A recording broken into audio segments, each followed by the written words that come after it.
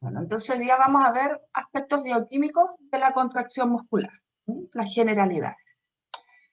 Lo primero, recordar, ¿no es cierto?, que en estado de reposo el músculo consume energía. Para mantener el potencial de reposo, la bomba sodio-potasio, para la conservación de calcio en las cisternas, que serían las bombas de calcio después, ¿no es cierto? Y al entrar en actividad, ¿ya?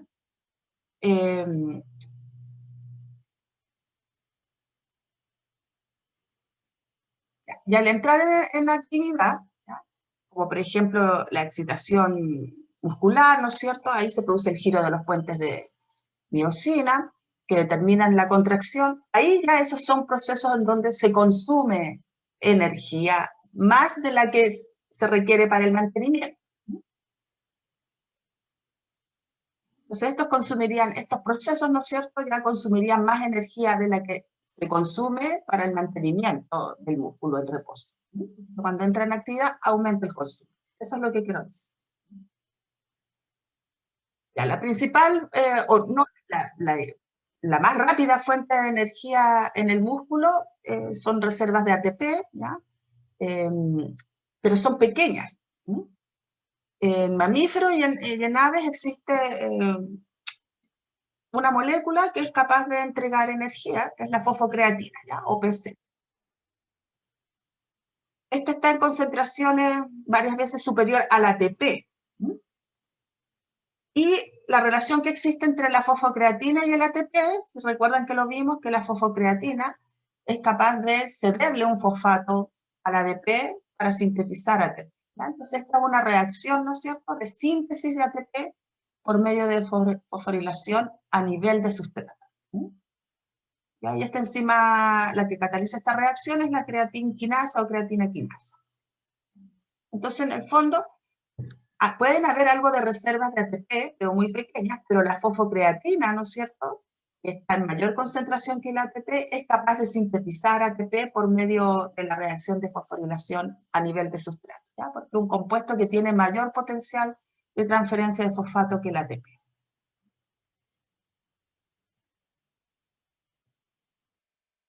Entonces, en el fondo, ¿no es cierto?, esa sería como una fuente rápida de energía, pero si el músculo empieza ya a trabajar de manera prolongada o intensa, todas esas reservas de fosfocreatina se van a agotar, ¿ya? Entonces ahí va a tener que empezar a obtener energía a partir de la combustión de algunas sustancias de reserva, ¿ya? O por ejemplo el glicógeno, ¿ya?, o de lo que pueda llegar por intermedio por la sangre, ¿ya? En el caso del músculo esquelético, los suministradores, los principales fuentes de energía son los glúcidos. También, ¿no es cierto?, las grasas e incluso las proteínas, pero la principal, ¿no es cierto?, son los glúcidos.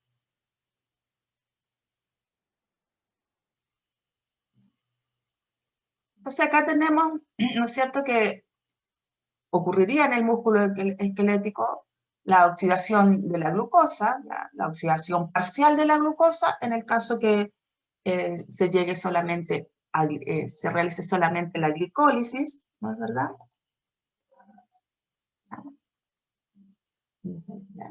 Solamente glicólisis, ¿no es cierto? Y ahí se generan 2 ATP, 2 NADH, bueno, y los 2 piruvatos. Pero en condiciones con oxígeno, ¿ya?, ese piruvato puede partir en la reacción de enlace, ¿no es cierto?, llegar hasta acetil y luego entrar al ciclo de Krebs. Entonces ahí, en este caso, ¿ya?, cuando estamos con oxígeno en el fondo, ¿ya?, se puede hacer la respiración celular, que ya hemos visto, la hemos analizado, ¿no es cierto? Nos da neto 36 ATP.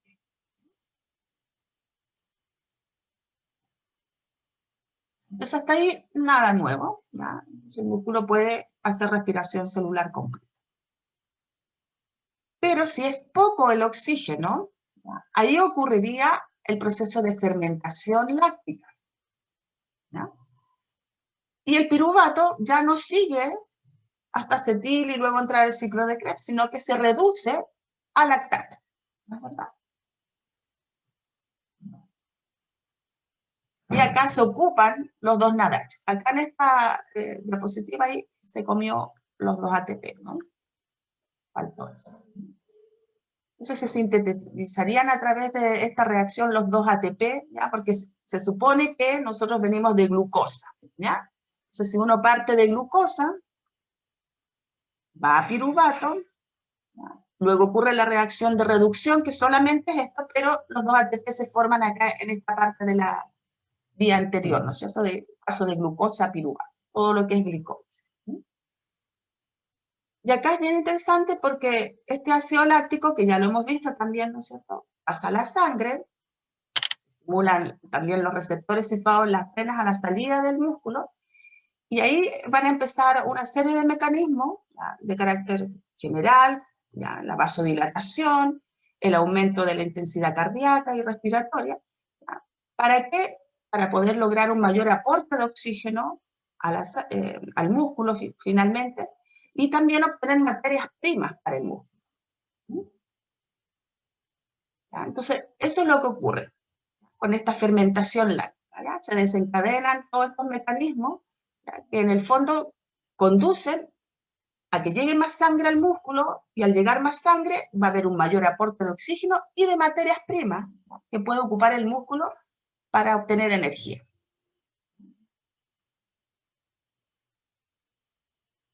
Y acá también la glicólisis sigue regulándose, ¿no es cierto?, de la misma forma que lo vimos anteriormente, pero acá a veces el pH, dijimos que activaba, o sea, inhibe a la fosfofructiginasa, acá muchas veces esa acidez se da por la presencia del ácido láctico.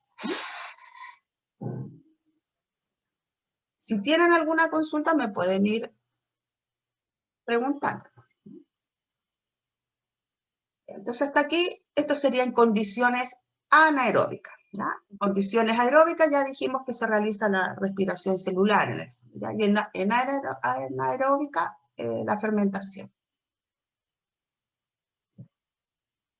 Este ácido láctico, ¿no es cierto?, como sabemos, va a salir del músculo y va a entrar al hígado para ser metabolizado en el ciclo de Cori, en el fondo ahí sintetizar nuevamente glucosa, ¿ya? En el caso específico, ¿no es cierto?, de los músculos esqueléticos. ¿Ya? En el cardíaco, ya incluso puede ser utilizado como sustrato. Bueno, si la actividad anaeróbica continúa, acá el ácido láctico, ¿no es cierto?, se va a acumular en el músculo, ¿no? En el caso de contracción anaeróbica se va a acumular en el músculo, eso va a hacer que descienda el pH, que es algo que ya les había comentado, y cuando el pH alcanza valores entre 6 y 6,5, ¿no?, ahí va a empezar a disminuir la velocidad de la glicólisis, ¿no?, que es lo que yo les comentaba. Por eso el pH finalmente actúa como un inhibidor de la fosfofructoquinasa, especialmente en el músculo, ¿ya? Y eso va a hacer que disminuya la síntesis de ATP, ¿no? Entonces, en estas condiciones, ¿ya?, cuando hay un ejercicio anaeróbico prolongado, el músculo se fatiga, ¿ya?, y va a dejar de contraerse.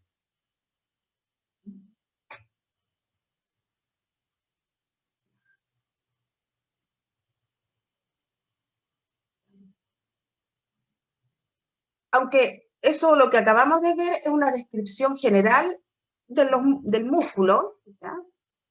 Existen fibras musculares que van a actuar de manera distinta, ¿ya? No se comportan, ¿ya?, fibras musculares que no tienen el mismo comportamiento, que no utilizan las mismas compuestos para obtener energía, y obviamente tampoco utilizan las mismas vías de producción de energía, ¿ya? Entonces, en este sentido, tenemos dos tipos de fibra muscular, ¿no es cierto? La roja, o tipo 1, y la fibra muscular blanca, o tipo 2. ¿Ya? Esos son como, cuando estamos hablando de músculo esquelético, ¿ya? Son los dos tipos de fibra, muscular roja, o tipo 1, muscular blanca, o tipo 2. En el caso de la fibra muscular roja, o de tipo 1, Esta fibra se dice que es una fibra de contracción muscular lenta u oxidativa. Entonces, si ya nos habla de lenta, es decir, que acá se demora más tiempo, ¿no es cierto?, en obtener energía, y oxidativa, obviamente, estamos hablando de respiración celular. Entonces, estas fibras, además, son rojas por el alto contenido de mioglobina, de hemoglobina. Se dice que usan energía oxidativa, ¿ya? Es decir, van a obtener energía a través de procesos aeróbicos, son de menor velocidad, por eso se habla que son lentas, porque en el fondo estas fibras lentamente pueden ir generando energía, y por lo tanto son también resistentes, ¿ya? Es común observar la activación de este tipo de fibra muscular en los deportistas que realizan algunas actividades de fondo, ¿verdad? Los maratonistas, ¿sí? Porque ellos realizan actividades de baja tensión, pero de gran duración o continuidad. Y este tipo de fibra está unido a los huesos o piel. Aquí ocurren los actos voluntarios, ¿no es cierto? Es una contracción lenta, y ahí tenemos los bíceps, tríceps, ¿ya? Son músculos voluntarios que se pueden contraer conscientemente, ¿ya? Mediante una orden del cerebro. El único que sería involuntario es el corazón, pero también tiene un tipo de fibra estriada especial, ¿sí? Es el miocardio.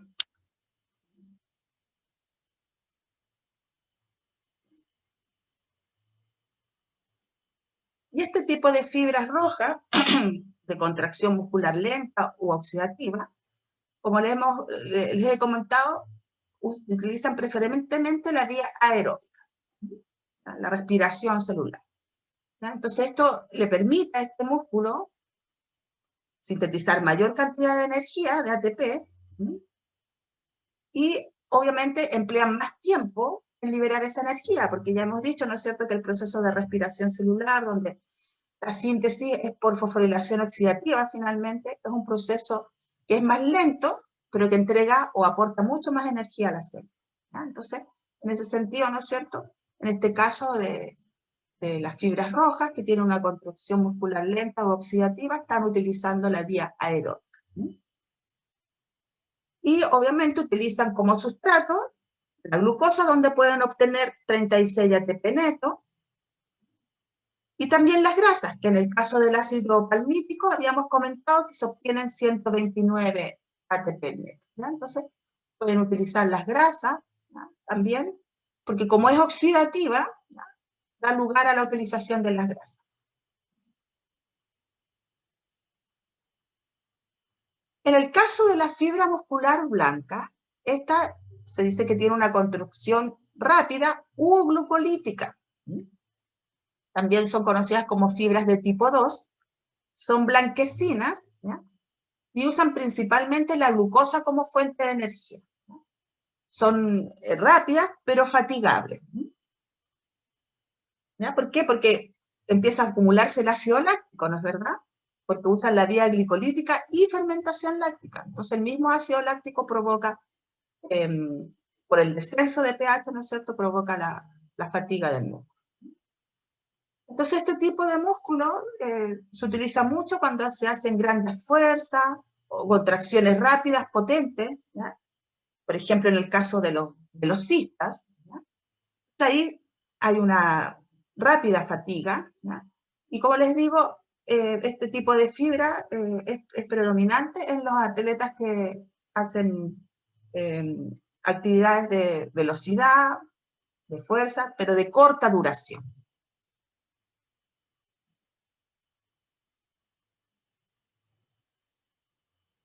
Esta fibra muscular blanca, de contracción muscular rápida o glucolítica, ¿no es cierto?, utilizan esta vía anaeróbica. Y por lo mismo, ¿no es cierto?, obtienen rápido energía. Entonces la principal fuente de energía son los azúcares, por lo tanto el glucógeno, que es lo que en el músculo se guarda como fuente de energía, ¿ya? Entonces del glucógeno obtienen la glucosa por glucogenólisis, ¿ya?, o de la sangre directamente. Y en este caso, bueno, también se obtienen los 2 ATP neto, porque es una vía rápida, ¿no es cierto?, de solamente 2 ATP se obtienen por glicólisis y fermentación.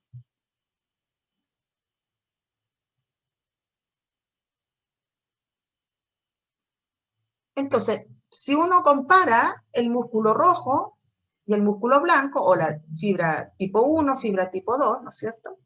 En el caso de la tipo 1, es rica, ¿ya?, en irrigación sanguínea, y por eso es roja, ¿no? El blanco tiene poca irrigación sanguínea. En el músculo rojo hay un alto contenido de oxígeno, en el músculo blanco bajo contenido de oxígeno. En el rojo hay un alto contenido de hemoglobina, en el músculo blanco poco contenido de mioglobina, ¿no? Contracción lenta, ¿ya? Por eso son rojas, porque hay un aporte de oxígeno y de nutrientes, ¿no? En el blanco es de una contracción rápida, ¿no es verdad? Porque en el fondo este tiene su reserva de glucógeno y de ahí saca la glucosa para hacer fermentación láctica finalmente, glicólisis y fermentación láctica, ¿no?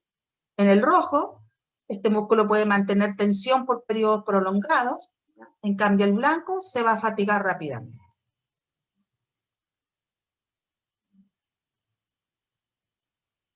Y por último, dentro de los cambios metabólicos que ocurren durante el ejercicio, ya en el caso del músculo, es importante saber que el 50% de nuestro ATP total se renueva cada hora en reposo. Y nuestro cuerpo tiene aproximadamente 250 gramos de ATP. ¿Ya? Por lo tanto, en un hombre de 70 kilogramos de peso, ¿ya?, sedentario, que consuma 2.000 kilocalorías, tiene entre 70 y 80 kilogramos de ATP. Entonces, se requiere independientemente también sintetizar energía cada vez que entra en acción el músculo, ¿ya? Entonces, en el caso del músculo, la fosfocreatina dijimos que es la primera fuente de energía, porque podemos sintetizar, ¿no es cierto?, ATP acá por fosforilación a nivel de sustrato, ¿ya? Pero esa fuente de energía se agota rápidamente en los segundos de ejercicio. Entonces, en una segunda etapa, se procedería a empezar a liberar glucosa a partir del músculo, que en el fondo es nuestra reserva, ¿no es cierto?, del glucógeno, disculpe. Y eso también se va a empezar a agotar, ¿sí?, por glicólisis, ¿ya? Esto puede ser también la reserva que uno tiene en el músculo, o empiece el hígado a enviar glucosa, o la glucosa que puede entrar por la sangre, ¿no es verdad? Pero en minutos también ya se empieza a agotar, ¿ya?, todo lo que tiene relación con las reservas de glucógeno. Entonces empezaría ya la oxidación, ¿no?, en el caso que el ejercicio sea más prolongado, ¿no es cierto?, la oxidación aeróbica de la glucosa, ¿sí?, que también acá se podrían empezar a ocupar las reservas, ¿sí? Y después de horas, se sigue el ejercicio, ¿no es cierto?, se sigue necesitando ATP, pero va a empezar ya la obtención de energía a través de oxidación, de lo que podría quedar de glucógeno, y ya empezamos con las grasas. Entonces, por eso, quizás muchos han escuchado que para quemar grasa se necesita por lo menos, ¿no es cierto?, hacer ejercicio 1 hora diaria, ¿no?, y un ejercicio prolongado, ¿no es cierto?, de resistencia. Ahí ya uno empieza a quemar grasas, ¿no? Todo lo anterior puede ser de alguna manera suplido, ¿no es cierto?, por la fosfocreatina en el caso de contracciones rápidas, del glucógeno también en el caso de contracciones rápidas, pero ya cuando empieza la aeróbica, ya acá la reserva de glucógeno, puede haber algo en el músculo, pero ya empieza a ser aportado por la sangre, ¿sí?, en el fondo por el hígado. Y si sigue el ejercicio sostenido, ¿no es cierto?, además de ese glucógeno, podríamos estar utilizando las grasas como fuente de energía, ¿no? Y eso es lo que yo les quería contar hoy en este PPT, ¿ya? Como generalidades de la contracción muscular.